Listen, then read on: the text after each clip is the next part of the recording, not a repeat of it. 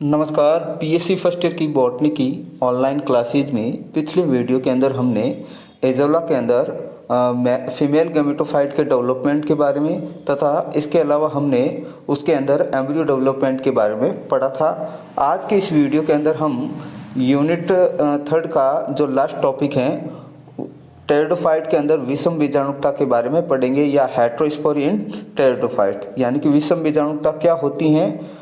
तो विषम बीजाणुता का मतलब होता है वह परिघटना जिसके अंतर्गत पादपों में है जो दो प्रकार के बीजाणुओं का निर्माण होता है, और ये दोनों बीजाणु है जो आकार, कार्य और संरचना में है जो एक दूसरे से भिन्नता दर्शाते हैं, और इस प्रकार के बीजाणुओं के निर्माण की प्रक्रिया को अपन क्या कहते हैं, विषम बीजाणुता कहते हैं।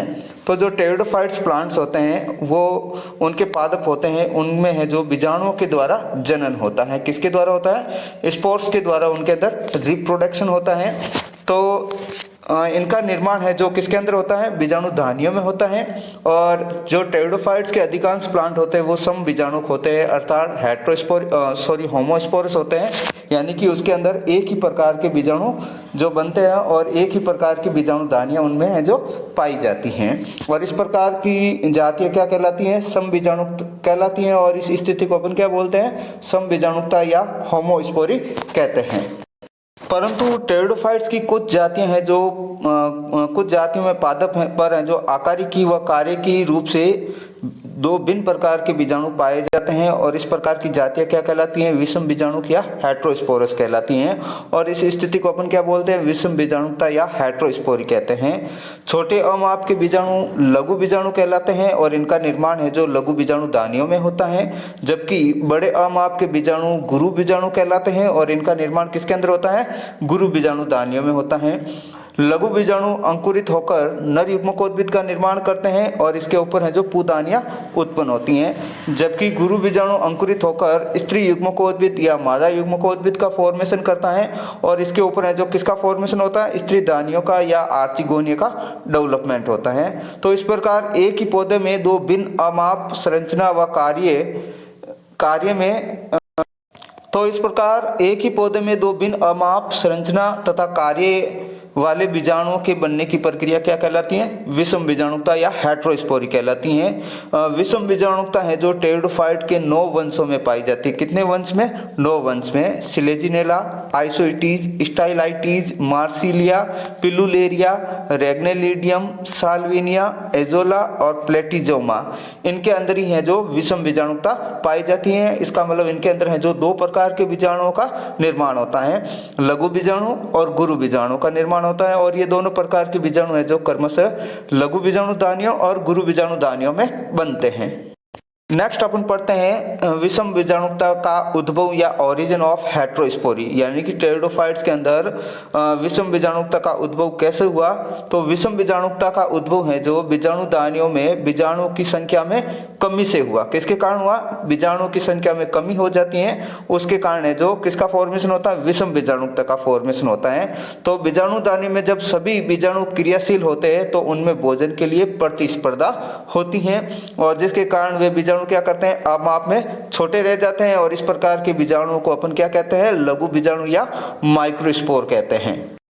जबकि दूसरी ओर बीजाणु दानियों में कुछ बीजाणुओं के नष्ट होने या अपहसित होने से शेष बचे बीजाणुओं को पर्याप्त भोजन उपलब्ध हो जाता है, जिसके फलस्वरूप उनके अमाप में वृद्धि हो जाती है, और तो इस प्रकार के बीजाणु हैं जो गुरु बीजाणु कहलाते हैं या मेगास्पोर कहलाते हैं। तो माइक्रोस्पोर हैं जो अमाप में छोटे क्यों रहते हैं? कारण ये है कि जो लघु बीजाणु दानियां होती हैं उनके अंदर बहुत सारे बीजाणु बनते हैं, और उनमें जो भोजन के लिए या न्यूट्रिशन के लिए प्रतिस्पर्धा रहती हैं, तो इस कारण उनकी साइज छोटी होती हैं। जबकि गुरु बीजाणु साइज में है जो लघु बीजाणु से बड़े होते हैं, क्योंकि गुरु बीजाणु दानियों में बीजाणुओं की संख्या कम होती है, तो उनको पर्याप्त मात्रा में भोजन मिलता है, जिसके कारण ये अमाप में बड़े होते हैं। अब जो गुरु बीजाणु यानी कि जो विषम बीजाणुता की पुष्टि है जो अनेक अध्ययनों से प्राप्त प्रमाणों के आधार पर की गई है। तो कौन कौन से प्रमाण के आधार पर है जो विषम बीजाणुता की पुष्टि की गई? पूरा वनस्पतिक प्रमाण, विकासीय अध्ययनों से प्रमाण, तीसरा है जो प्रयोगात्मक अध्ययनों से प्रमाण। इन जो एविडेंस है, इन एविडेंस के थ्रू यह बताया गया कि पादपों के अंदर विषम बीजाणुता पाई जाती है और ये किन कारणों से उत्पन्न होती है इसका भी बताया गया। सबसे पहले अपन पढ़ते हैं पूरा वनस्पतिक प्रमाण या पैलियोबॉटनिकल एविडेंस। तो पैलियोबॉटनिकल यानी कि पूरा वनस्पतिक प्रमाण के द्वारा भी ये निश्चय या फिक्स किया गया कि जो जीवाश्मी पादप थे उनके अंदर भी है जो विषम बीजाणुता का निर्माण हुआ था। जैसे डेवोनियन और कार्बोनिफेरस काल के जीवाश्म अध्ययनों से पता चला कि लाइकोफाइटा और स्पिनोफाइटा के अनेक वंश जैसे लेपिडोकार्पोन, कैलेमोकार्पोन, कैलेमोस्टेकिस, लेपिडोस्ट्रोबस, मेजोकार्पोन, सिजिलेरियोस्ट्रोबस आदि में है जो विषम बीजाणुता पाई जाती हैं।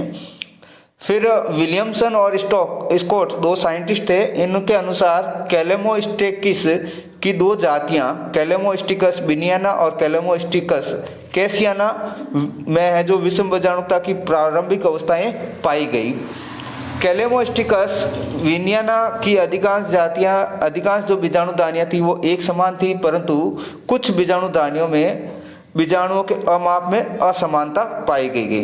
यानी कि जो कैलेमोस्टिकस की जो वंश जाति थी जिसका नाम विनियाना, तो उसके अंदर लगभग जो जितनी भी बीजाणुदानियां थी वो साइज में समान थी, लेकिन कुछ जो बीजाणुदानियां थी उनके अमाप में भिन्नता पाई गई। परंतु कैलेमोस्टिकस कैसियाना में सुस्पष्ट लघु और गुरु बीजाणुदानियां पाई गई और इसकी गुरु बीजाणुदानियों में कुछ रुद्धवर्ती बीजाणु भी पाए गए।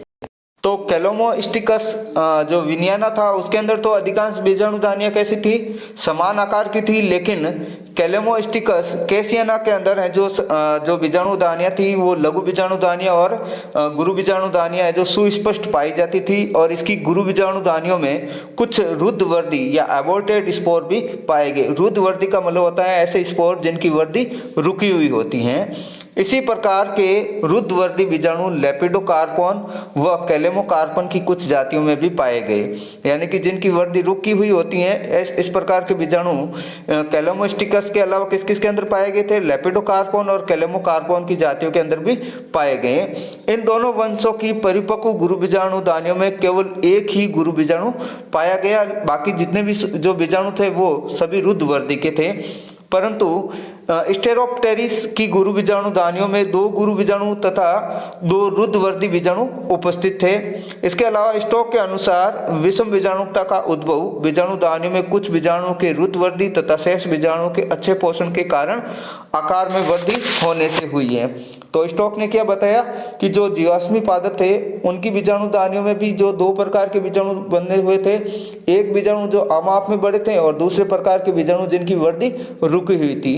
तो इन्हीं के कारण है जो टेरिडोफाइट्स के बीजाणुओं यानी कि टेरिडोफाइट्स के पादपों में विषम बीजाणुता पाई गई। तो उपयुक्त जीवाश्म पौधों के अध्ययन से क्या निष्कर्ष निकाला उन्होंने, यह निष्कर्ष निकाला कि विषम बीजाणुता है जो पूरा वनस्पतियों में भी पाई जाती थी तथा विषम बीजाणुता का उद्भव संभवतः बीजाणुदानी में कुछ बीजाणुओं के रुद्धवर्ती तथा शेष बीजाणु को अच्छा पोषण प्राप्त होने से हुई। तो इन्होंने 2 पूरा वनस्पतिक प्रमाण बताए। एक प्रमाण तो ये है कि जो जीवाश्मी पादप थे उनके अंदर भी विषम बीजाणुता पाई गई, और दूसरा है जो विषम बीजाणुता का जो उद्भव होता है वो बीजाणुदानियों में जो बीजाणु थे, कुछ बीजाणु की वृद्धि रुक जाती हैं और कुछ बीजाणु क्या करते हैं, अच्छा उनको न्यूट्रिशन मिल जाता है तो उनकी वृद्धि अच्छी होती है और ये आमाप में बड़े होते हैं। तो इस कारण है जो 2 प्रकार के बीजाणुओं का निर्माण होता है। अब अपन नेक्स्ट सेकंड एविडेंस पढ़ते हैं जिसका नाम है विकासीय अध्ययनों से प्रमाण या एविडेंस फ्रॉम डेवलपमेंटल स्टडीज, यानी कि विकासीय क्रम यानी कि जो पादपों या जीवों का विकास हुआ है उसके अध्ययन के अनुसार भी पादपों के अंदर विषम बीजाणुता पाई जाती हैं। टेरिडोफाइट समूह के जीवित विषम बीजाणु वंशों में बीजाणु मात्र कोशिकाएं यानी कि स्पोर मदर सेल्स के विकास, मियोसिस तथा बीजाणुओं के परिपक्वन आदि विकासीय अवस्थाओं के अध्ययन से विषम बीजाणुता की उत्पत्ति के प्रमाण मिलते हैं। तो कौन कौन से बेस पे हैं जो विषम बीजाणुता की उत्पत्ति के प्रमाण मिले? एक तो स्पोर मदर सेल्स के डेवलपमेंट के बारे में, फिर उनके अंदर होने वाले मियोसिस के बारे में, और उनके मैच्योरेशन के बारे में, यानी कि मैच्योरेशन की जो डेवलपमेंटल स्टेज होती है उनके अध्ययन से क्या पता चला कि इन पादपों के अंदर विषम बीजाणुता पाई जाती है। तो विकासीय अध्ययन के प्रमाण को समझने के लिए अपन उदाहरणों के द्वारा समझते हैं। जैसे प्लेटिजोमा माइक्रोफिला जो एक फर्न होता है, इसके अंदर 2 प्रकार की बीजाणुदानियां पाई जाती हैं। कितनी प्रकार की बीजाणुदानियां? 2 प्रकार की बीजाणुदानियां, लघु बीजाणुदानी और गुरु बीजाणुदानी। और इनमें जो बीजाणु थे वो यानी कि जो लघु बीजाणुदानियां थी इसके अंदर 16 बीजाणु, और यानी कि कर्म से इनके अंदर 16 बड़े और 32 तुलनात्मक रूप से छोटे बीजाणु उत्पन्न होते हैं। और ये बीजाणु अंकुरित होकर क्या करते हैं? स्त्री युग्मकोद्भिद तथा नर युग्मकोद्भिद का निर्माण करते हैं, और इनके ऊपर जो स्त्री दानियां और दानियां डेवलप होती हैं। लेकिन स्त्री युग्मकोद्भिद के निषेचन के अभाव में पुदानी भी ये उत्पन्न कर लेते हैं, और इस अवस्था को अपन क्या बोलते हैं? प्रारंभिक विषम बीजाणुता या इनिशिएंट हेटेरोस्पोरी कहते हैं। इसी प्रकार सिलेजिनेला में भी दोनों प्रकार की बीजाणुदानियों के विकास के क्रम में बीजाणु मात्र कोशिका के निर्माण तक की सभी अवस्थाएं क्या होती हैं? समान होती हैं। यानी कि सिलेजिनेला के अंदर जो बीजाणु मात्र कोशिका बनती है वहां तक तो लघु बीजाणुदानी और गुरु बीजाणुदानी का डेवलपमेंट है जो एक समान होता है। इसके बाद में लघु बीजाणुदानी का डेवलपमेंट अलग होता है और गुरु बीजाणुदानी का डेवलपमेंट अलग होता है।